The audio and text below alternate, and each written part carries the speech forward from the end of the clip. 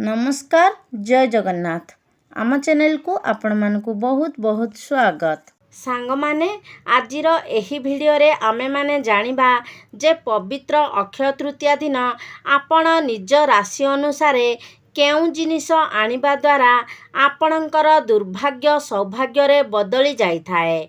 आपणकु अक्षय फल मध्य प्राप्ति होई थाए। माँ लक्ष्मींकर आशीर्वाद आपणकु प्राप्ति होई थाए।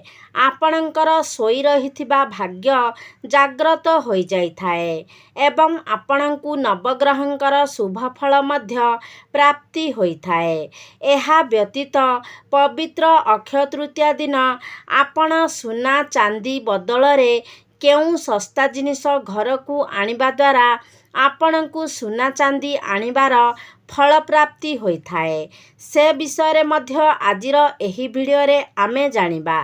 सेथिपाई भिडियोटी को स्किप न करी आपण शेष पर्यंत निश्चय देखंतु। तो सांग माने आमर हिंदू शास्त्र अनुसार बैशाख मासर शुक्ल पक्ष तृतीया तिथि को अक्षय तृतीया भावरे आमे पालन करिथाउ। एही तिथिर दिनटी अत्यंत शुभ एवं विशेष होई थाए। एही दिन दान धर्म को अत्यंत पुण्य फल बोली माना जाई थाए। एही दिनटी कौनसी भी कार्यर आरंभ बा अनुकूल पाई सर्वश्रेष्ठ दिन होई थाए। एही अक्षय तृतीयार दिनटी को सर्वदा सिद्धि जोग कारक बोली माना जाई थाए। सांग माने अक्षय अर्थ हेउछि जाहार क्षय हुए नाही बा ताहा केबे सरे नाही, ताहार समाप्ति हुए नाही। एहा अनंत फलदायक होई थाए।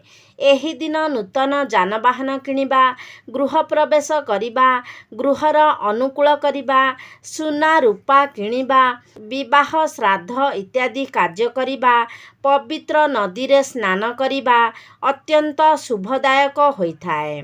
मान्यता रहिछि जे एही दिन प्रभु श्रीहरि विष्णुंकर षष्ठ अवतार भगवान परशुरामंकर जन्म होइथिला। एहा सहित शास्त्र रे उल्लेख अछि जे एही तिथि रे माँ गंगा एही अक्षय तृतीया दिन आमर धराधाम को पदर्पण करिथिले, स्वर्गरु धरित्री को ओल्हाई आसीथिले। एहा व्यतीत एही अक्षय तृतीया रे ही सत्य युग, द्वापर युग एवं त्रेता युगर मध्य आरंभ होइथिला। एही दिनटी को सृष्टिर पालनकर्ता श्रीहरि विष्णु को समर्पित अटे। तो एही दिन प्रभु श्रीहरि विष्णुंकर यथाविधि विशेष रीति रे पूजार्चना करिबा बहुत शुभ फलदायी होई थाए। जीवन रे सुख शांति एवं समृद्धिर प्राप्ति होई थाए। एही शुभ दिनटी रे जदि आपण दान पुण्य करंती, पवित्र नदी रे स्नान करंती, पशु पक्षींकर सेवा करंती, असहाय व्यक्ति मानकर सेवा करंती, भोजन दान करंती, वस्त्र दान करंती, तो एहा द्वारा आपणकु अक्षय पुण्य फलर प्राप्ति होई थाए। एही पुण्य फल अनंत युग पर्यंत आपणक साथी रे रही थाए। एही दिन बद्रीनाथंकर द्वार मध्य खोली थाए एवं एही दिन वृंदावन रे बांक बिहारींकर पाद दर्शन पाई मध्य एही गोटिए दिन ही रखा जाई थाए। हिंदू शास्त्र रे एहा वर्णित अछि जे एही दिन आपण जे कौनसी भी कार्य करिवे ताहा आपणकु 100 गुणा अधिक फल प्रदान करिथाए। एही अक्षय तृतीयार पर्वटी को आमर ओडिशा रे बहुत आनंदर सहित पालन करा जाई थाए। एही दिन प्रभु श्री जगन्नाथंकर रथ काठ मध्य अनुकूल होई थाए एवं चासी भाई माने खेतरे पूजा पाठ करी भोग लगाई हातरे शस्य मुठा धरी बुणी थांती। एणु एहार नाम अखिमुठी मध्य कहा जाई थाए। तेणु एही दिन ओडिशार पुरपल्ली रे चासी मानंकर घरे खीरी पुरी पिठापଣା इत्यादि प्रस्तुत करी आनंदरे पर्वर पालन करा जाई थाए। ତ ଏହି ଶୁଭ ଦିନରେ ମା ଲକ୍ଷ୍ମୀଙ୍କୁ ପ୍ରସନ୍ନ କରିବା ପାଇଁ ଏବଂ ଜୀବନରେ ସୁଖ ସମୃଦ୍ଧି ଧନ ଧାନ୍ୟ ପ୍ରାପ୍ତି କରିବା ପାଇଁ କିଛି ଉପାୟର ମଧ୍ୟ ପାଳନ କରାଯାଇଥାଏ। ଯେଉଁ ଉପାୟକୁ କରିବା ଦ୍ୱାରା ମା ଲକ୍ଷ୍ମୀଙ୍କର କୃପା ପ୍ରାପ୍ତି କରିବା ସହିତ ଅକ୍ଷୟ ଧନର ମଧ୍ୟ ପ୍ରାପ୍ତି ହୋଇଥାଏ, ଯାହାଫଳରେ ଜୀବନର ସମସ୍ତ ଦୁଃଖ କଷ୍ଟ ଦରିଦ୍ରତା ଦୂର ହୋଇଯାଇଥାଏ। ଏହା ବ୍ୟତୀତ ଅଟକି ରହିଥିବା ସମସ୍ତ କାର୍ଯ୍ୟ ମଧ୍ୟ ସମ୍ପୂର୍ଣ୍ଣ ହୋଇଯାଇଥାଏ। ଅଟକି ରହିଥିବା ଟଙ୍କା ପଇସା ମଧ୍ୟ ପୁନର୍ବାର ମିଳିଯାଇଥାଏ। ଏହି ଅକ୍ଷୟ ତୃତୀୟା ଦିନ ଅକ୍ଷୟ ପୁଣ୍ୟର ପ୍ରାପ୍ତି କରିବା ପାଇଁ ଦୁଃଖୀ ଦରିଦ୍ର ବ୍ୟକ୍ତିମାନଙ୍କୁ ଅସହାୟ ବ୍ୟକ୍ତିମାନଙ୍କୁ ଅଟା ଗହମ କ୍ଷୀରି କିମ୍ବା ବସ୍ତ୍ର ଦାନ କରିବା ଦ୍ୱାରା ଅକ୍ଷୟ ପୁଣ୍ୟ ଫଳର ପ୍ରାପ୍ତି ହୋଇଥାଏ। ଏହା ସହିତ ମା ଲକ୍ଷ୍ମୀଙ୍କର କୃପା ମଧ୍ୟ ପ୍ରାପ୍ତି ହୋଇଥାଏ। ଏହା ବ୍ୟତୀତ ଏହି ଦିନ ଯଦି ଆପଣ କିଛି ଜିନିଷ ଘରକୁ ଆଣନ୍ତି ତ ମା ଲକ୍ଷ୍ମୀ ଆପଣଙ୍କ ଉପରେ ଅତ୍ୟନ୍ତ ପ୍ରସନ୍ନ ହୋଇଥାନ୍ତି। ତ ଆସନ୍ତୁ ଜାଣିବା ଏହି ଦିନ ଆପଣ ନିଜ ରାଶି ଅନୁସାରେ ଗୃହକୁ କେଉଁ ଜିନିଷ ଆଣିବା ଦ୍ୱାରା ମା ଲକ୍ଷ୍ମୀ ଆପଣଙ୍କ ଉପରେ ଅତ୍ୟନ୍ତ ଖୁସି ହୋଇଥାନ୍ତି। ସେଥିପାଇଁ ଆପଣମାନେ ଭିଡ଼ିଓଟିକୁ ଶେଷ ପର୍ଯ୍ୟନ୍ତ ନିଶ୍ଚୟ ଦେଖନ୍ତୁ। ତ ସାଙ୍ଗମାନେ, ଯଦି ଆପଣଙ୍କର ମେଷ ରାଶି ଅଟେ ତ ଅକ୍ଷୟ ତୃତୀୟା ଦିନ ଆପଣ ଘରକୁ ମସୁର ଡାଲି କିଣିକି ଆଣନ୍ତୁ। ଏହାଦ୍ୱାରା ଆପଣଙ୍କ କୁଣ୍ଡଳୀରେ ସୂର୍ଯ୍ୟ ମଜବୁତ ହେବେ ଏବଂ ଆପଣଙ୍କୁ ପ୍ରତ୍ୟେକ କ୍ଷେତ୍ରରେ ସଫଳତା ମିଳିବ। ଦ୍ୱିତୀୟରେ, ବୃଷ ରାଶି, ଯାହାଙ୍କର ଇଷ୍ଟ ଦେବୀ ସ୍ୱୟଂ ମା ଲକ୍ଷ୍ମୀ ଅଟନ୍ତି, ତ ଆପଣ ଅକ୍ଷୟ ତୃତୀୟା ଦିନ ଚାଉଳ କିଣିକି ଆଣନ୍ତୁ। ଯଦି ଅକ୍ଷୟ ତୃତୀୟା ଦିନ ଆପଣ ଘରକୁ ଚାଉଳ କିଣିକି ଆଣନ୍ତି ତ ଆପଣଙ୍କୁ ମା ଲକ୍ଷ୍ମୀଙ୍କର ଅପାର କୃପା ପ୍ରାପ୍ତି ହେବ ଏବଂ ପୁରା ବର୍ଷ ଆପଣଙ୍କୁ ବିଭିନ୍ନ ଦିଗରୁ ଧନ ପ୍ରାପ୍ତି ହେବ। ତୃତୀୟରେ ହେଉଛି ମିଥୁନ ରାଶି, ଯାହାଙ୍କର ଇଷ୍ଟଦେବ ହେଉଛନ୍ତି ବୁଧ ଗ୍ରହ, ତ ଆପଣ ଏହି ପବିତ୍ର ଅକ୍ଷୟ ତୃତୀୟା ଦିନ ସବୁଜ ରଙ୍ଗର ମୁଗ କିଣିକି ଆଣନ୍ତୁ। ଏମିତିରେ ଆପଣ ଚାହିଁଲେ ଧନିଆ ମଧ୍ୟ କିଣିକି ଆଣିପାରିବେ ଏବଂ ଆପଣ ଚାହିଁଲେ ନୂଆ ବସ୍ତ୍ର ମଧ୍ୟ ଆପଣ ଏହି ଦିନ କିଣିକି ଆଣିପାରିବେ, କାରଣ ଅକ୍ଷୟ ତୃତୀୟାର ଦିନଟିକୁ ବହୁତ ହିଁ ଶୁଭ ମାନାଯାଇଥାଏ। ସେଥିପାଇଁ ଆପଣଙ୍କର ଯଦି ମିଥୁନ ରାଶି ଅଟେ ତ ଅକ୍ଷୟ ତୃତୀୟା ଦିନ ଆପଣ ସବୁଜ ରଙ୍ଗର ମୁଗ କିମ୍ବା ଧନିଆ କିମ୍ବା ନୂଆ ବସ୍ତ୍ର ନିଶ୍ଚିତ ଭାବରେ କିଣନ୍ତୁ। ତେବେ ଯଦି ଆପଣ ମୁଗ କିମ୍ବା ଧନିଆ ଆଣୁଛନ୍ତି ତ ଏହାକୁ ଆପଣ ଅକ୍ଷୟ ତୃତୀୟା ଦିନ ଖାଆନ୍ତୁ ନାହିଁ। ଏହାକୁ ଆପଣ ମା ଲକ୍ଷ୍ମୀଙ୍କ ନିକଟରେ ପୂଜା କରନ୍ତୁ। ତା ପରଦିନ ଆପଣ ଏହାକୁ ଖାଇପାରିବେ। ଚତୁର୍ଥରେ ହେଉଛି କର୍କଟ ରାଶି। ଆପଣଙ୍କର ରାଶିର ଅଧିପତି ହେଉଛନ୍ତି ଚନ୍ଦ୍ରମା, ତ ଏହି ଅକ୍ଷୟ ତୃତୀୟା ଦିନ ଆପଣ କ୍ଷୀର ନିଜ ଘରକୁ କିଣିକି ଆଣନ୍ତୁ କିମ୍ବା ଧଳା ରଙ୍ଗର କୌଣସି ମିଠା ମଧ୍ୟ ଆପଣ ଘରକୁ କିଣିକି ଆଣିପାରିବେ। ଆପଣ ଏହି ଦିନ ଚାଉଳ ମଧ୍ୟ କିଣିପାରିବେ। ତ ଆପଣ ଅକ୍ଷୟ ତୃତୀୟା ଦିନ କ୍ଷୀର ଜାତୀୟ ଜିନିଷ କିମ୍ବା ଚାଉଳ ନିଜ ଘରକୁ ନିଶ୍ଚିତ ଭାବରେ ନେଇକି ଆସନ୍ତୁ। ଏହାପରେ ହେଉଛି ସିଂହ ରାଶି। ସିଂହ ରାଶିର ରାଶିଧିପତି ହେଉଛନ୍ତି ସୂର୍ଯ୍ୟ, ତ ଆପଣ ଅକ୍ଷୟ ତୃତୀୟା ଦିନ ଲାଲ ରଙ୍ଗର ଫଳ କିଣନ୍ତୁ କିମ୍ବା ଆପଣ ତମ୍ବାର କୌଣସି ପାତ୍ର ମଧ୍ୟ ଏହି ଦିନ କିଣିପାରିବେ। ଏହାପରେ ହେଉଛି କନ୍ୟା ରାଶି, ତ ଆପଣ ଅକ୍ଷୟ ତୃତୀୟା ଦିନ ମୁଗ ଡାଲି କିଣିକି ଆଣନ୍ତୁ।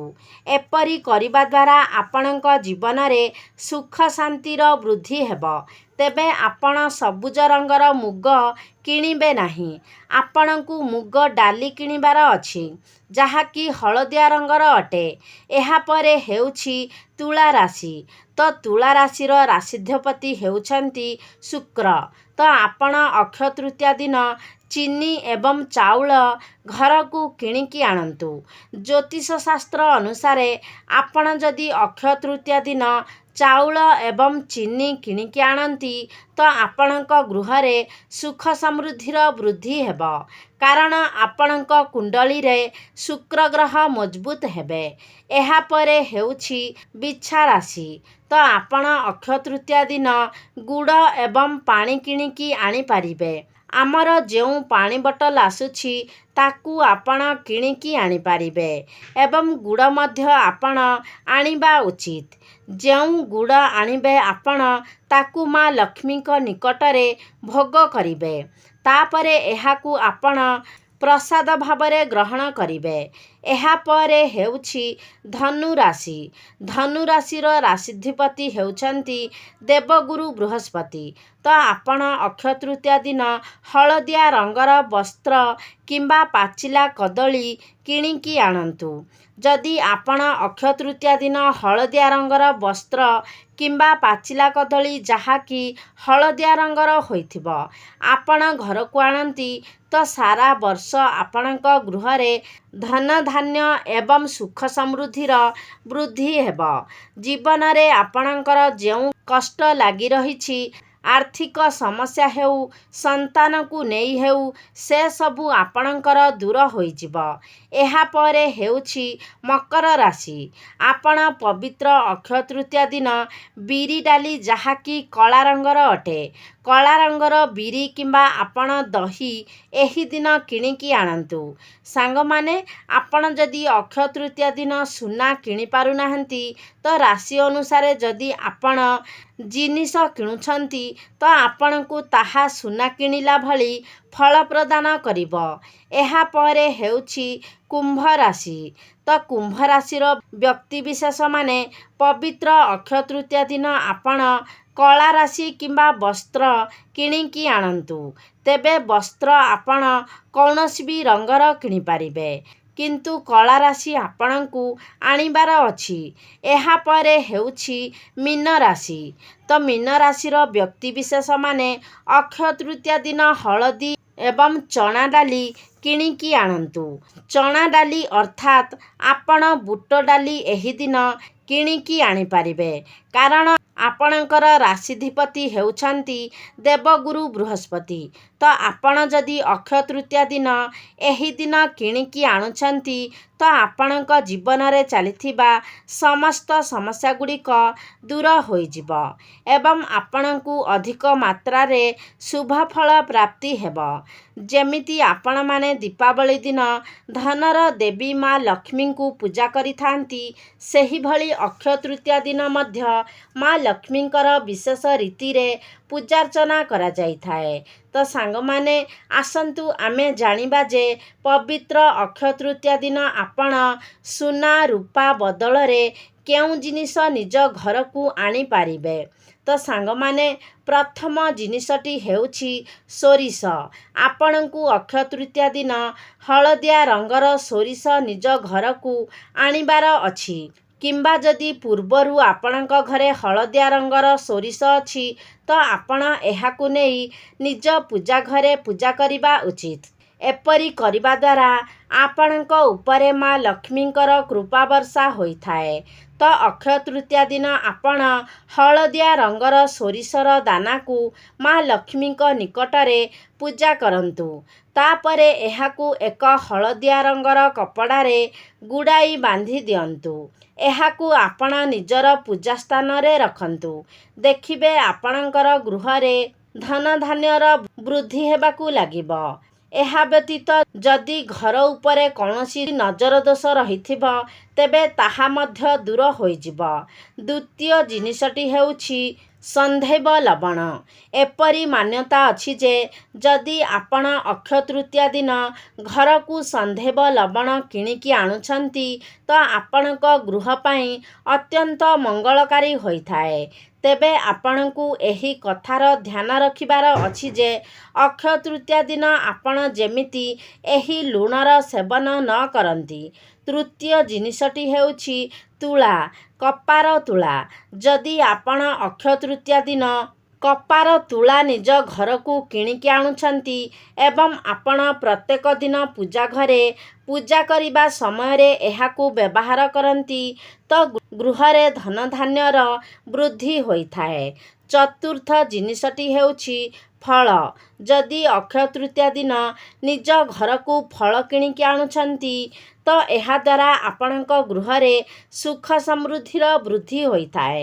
ପଞ୍ଚମରେ ସବୁଠାରୁ ବିଶେଷ ଜିନିଷ ହେଉଛି ମାଟିର ଦୀପ। ମାଟିର ଦୀପକୁ ସୁନା କିଣିବା ସହିତ ସମାନ ବୋଲି ମାନାଯାଇଛି। ତ ଅକ୍ଷୟ ତୃତୀୟା ଦିନ ଯଦି ଆପଣ ନିଜ ଘରକୁ ମାଟିର ଦୀପ କିଣିକି ଆଣୁଛନ୍ତି ଏବଂ ତାପରେ ପ୍ରତିଦିନ ତାକୁ ଆପଣ ଈଶ୍ୱରଙ୍କ ସମ୍ମୁଖରେ ପ୍ରଜ୍ୱଳନ କରୁଛନ୍ତି ତ ଏହାଦ୍ୱାରା ଆପଣଙ୍କ ଜୀବନକୁ ବିଭିନ୍ନ ଦିଗରୁ ଧନ ଆସିବା ଆରମ୍ଭ ହୋଇଯାଇଥାଏ। ଆପଣଙ୍କୁ ରୋଜଗାର କରିବାର ଅନେକ ସ୍ରୋତ ବଦଳି ଯାଇଥାଏ। ଏସବୁ ହେଉଛି ବହୁତ ଶସ୍ତା ଜିନିଷ ଯାହାକୁ ଯେକୌଣସି ବ୍ୟକ୍ତି ଅକ୍ଷୟ ତୃତୀୟା ଦିନ କିଣିପାରିବେ।